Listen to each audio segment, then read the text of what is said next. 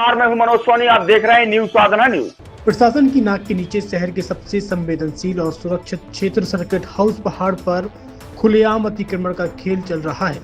समुद्र तल से 184 मीटर और शहर के मुख्य मार्ग से करीब 100 मीटर ऊंचाई पर स्थित सर्किट हाउस के आसपास हाउसिंग बोर्ड द्वारा 1984 में बनाए गए 61 मकानों के मालिकों ने पहाड़ को खोदकर 3 से 4 हजार वर्ग फुट तक अवैध अतिक्रमण कर लिया है।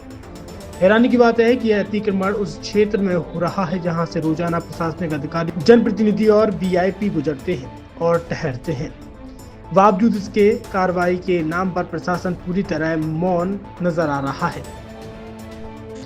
इन मकानों की मरम्मत अवधि 30 वर्ष तक थी, लेकिन मरम्मत की आड़ में पहाड़ को खोदकर सुरंगनुमा निर्माण किया गया। सूत्रों के मुताबिक जिन मकानों की कीमत कभी नामात्र थी, वहीं आज 50 से 75 लाख रुपए में खुलेआम बेचे जा रहे हैं। बताया जा रहा है कि कई मकान प्रशासनिक अधिकारियों और रसूखदारों द्वारा खरीदे गए हैं, जिसके चलते कार्रवाई ठंडे बस्ते में है। पूर्व में जब शिकायतें सामने आई तब प्रशासन ने सर्किट हाउस के किनारे बाउंड्री लाइन बनवाकर औपचारिकता निभा दी, लेकिन अब उसी बाउंड्री के ऊपर से अतिक्रमण जारी है। गरीबों के कच्चे मकानों पर बुलडोजर चलाने वाला प्रशासन अब इस हाई प्रोफाइल अतिक्रमण में आंखें मूंदे बैठा है। इस संबंध में कार्यपालन यंत्री ML अहरवार ने कहा है कि हाउसिंग बोर्ड ने 1984 में मकान बनाकर सौंप दिए थे। अब अतिक्रमण का मामला राजस्व विभाग देखेगा। वहीं अनुविभागीय अधिकारी अखिल राठौर का कहना है कि मामला संज्ञान में है, जल्द ही अतिक्रमणकारियों के खिलाफ कार्रवाई की जाएगी। सर, आपका शुभ नाम? मेरा नाम ML अहिरवार है जी। आप किस पद पर हैं? कार्यपालन गृह निर्माण हनुमान टोइया के पीछे जो सर्किट हाउस है, वहाँ पर कितने मकान आप विभाग के द्वारा बनाए गए थे? किस सन में बनाए गए थे? ये मकान लगभग बनाए गए थे, ये 7 जूनियर HIG बनाए गए थे, 22 MIG बनाए गए थे और 32 LIG बनाए गए थे। और ये 1984 में बनाए गए थे कुछ, और बाद बाकी 1994 में बनाए थे। इनका रिनोवेशन का लगभग समय अवधि क्या रहती थी? वो तो बेच के रजिस्ट्री कर देते। रिनोवेशन तो संबंध में जिसको बेचते हैं, जिसको रजिस्ट्री करते वही रिनोवेशन कराता रहता है अपना। अच्छा, कितने कितने स्क्वायर फीट के प्लॉट और मकान बना करके बेचे गए थे? ये करीब जो है junior HIG 30 feet by 48 feet का था, MIG अपना 25 बाई 56 फीट का था और LIG 25 फीट बाई 45 फीट का था। टोटल कितने मकान थे? टोटल थे सर, टोटल कितने मकान बना करके? टोटल 61 मकान बनाए थे।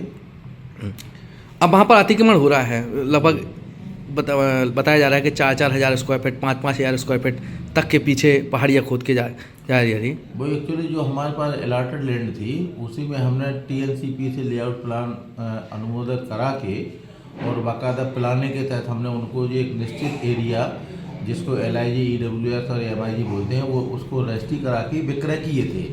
इसके बाद जो रेवेन्यू की लैंड थी, उसमें इन लोगों ने पीछे जाके इंक्रोचमेंट किया है, जो सर्किट हाउस को तो ये वैध है, नुकसान पहुंचा रहा है, अवैध है। जो इनके द्वारा इंक्रोचमेंट किया जा रहा है वो अवैध है। विभाग के द्वारा क्या कार्रवाई की जा सकती है कुछ, या अनुविभागीय अधिकारी करेगा? अब हमारी ज़मीन ही नहीं है, रेवेन्यू की ज़मीन है, तो रेवेन्यू को कार्रवाई करना चाहिए। हम उसके लिए एंटाइटल नहीं है। सर्किट हाउस में आपके बिना अनुमति कोई व्यक्ति रात्रि में विश्राम नहीं कर सकता। लेकिन वहाँ के जस्ट बगल में देखा जाए, आपके द्वारा बाउंड्री बनाई गई, उस पर अतिक्रमणकारियों ने, देखिए आपके माध्यम से सूचना आई है कहीं पीछे साइड में अतिक्रमण हुआ है, तो हमारे द्वारा तत्काल टीम भेजकर उसको हटवाया जाएगा।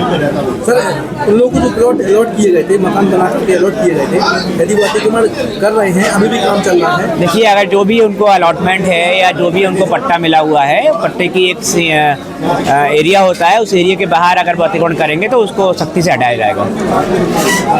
छतरपुर के MK कार डेकोरेशन ने छतरपुर जिले के लोगों को एक नई सौगात दी है। अब आपको अपनी कार में CNG लगवाने के लिए कहीं भटकने की जरूरत नहीं है, न दिल्ली, न इंदौर, न झांसी। अब यह एक सारी किटें आपको छतरपुर में ही मिलेगी, वो भी कम दामों पर। और होनहार मिस्त्रियों के द्वारा यह किटें छतरपुर के नौगांव रोड पर MK कार डेकोरेशन के संयुक्त प्रतिष्ठान पर लगाई जाएंगी, वो भी कम दामों पर, ज्यादा माइलेज के साथ। MK कार CNG फिटमेंट 2 कंपनियों की किटें लगाती है, गैस्ट्रिक इटली और दूसरी मिजो कंपनी की, जिसमें BS4 पर लगभग 50,000 रुपये का खर्च आता है, तो BS6 में लगभग 60,000 रुपये का खर्च आता है। लेकिन आपको दुगने पैसे की बचत भी होती है। तो वहीं 4 घंटे में आपकी गाड़ी में CNG किट कंप्लीट की जाती है। दिल्ली इंदौर से ट्रेनिंग शुदा मैकेनिक अब आपको ये सारी सुविधाएं छतरपुर में ही उपलब्ध कराएंगे, क्योंकि अब आपको कहीं जाने की ज़रूरत नहीं है। हमारा पता है MK car decoration, MK car CNG fitment, Naugaon road, Chhatarpur. ये CNG जो है ये आपको जो गाड़ियों में लगाई जाती है तो ये आपका 2 गुना पैसा बचाती है।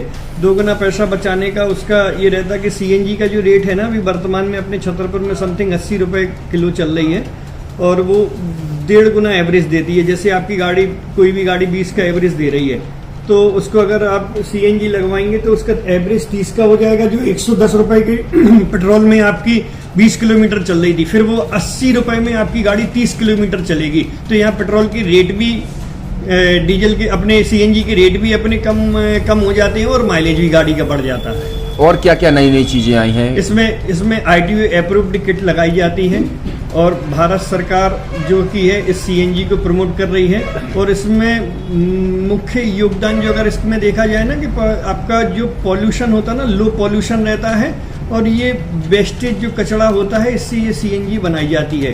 CNG का फुल फॉर्म होता है CNG कंप्रेस्ड नेचुरल गैस, मतलब ये कंप्रेस करके नेचुरल गैस इसको बनाई जाती है जिससे कि पॉल्यूशन बहुत कम रहता है डीजल पेट्रोल की अपेक्षा। लगभग कितना खर्चा आता है एक गाड़ी में अगर जैसे CNG लगवाने? इसमें BS4 अगर लगाते हैं तो समथिंग अपना 50,000 के समथिंग का खर्च आता है और अगर आप BS6 अगर आप लगवाते हैं तो 60,000 रुपए की समथिंग का खर्च आता है। और किन किन गाड़ियों में, क्या डीजल गाड़ी में भी नहीं, डीजल गाड़ियों में नहीं, ये खाली पेट्रोल गाड़ियों में ही लगती है। और इन गाड़ियों के कंपनियों के अलग अलग अप्रूवल होते हैं, ITO के अप्रूवल होते हैं। जो कंपनियों से जैसे गाड़ी उठा के लोग लाते हैं नहीं लगवाते हैं तो उसमें जो कंपनी से CNG लगी आती है और आपके में कितना अंतर रहता है? कोई अंतर नहीं होता है। कंपनी फिटेड जो CNG होती है और जो हम लोगों की लगाई हुई CNG होती है उनमें कोई अंतर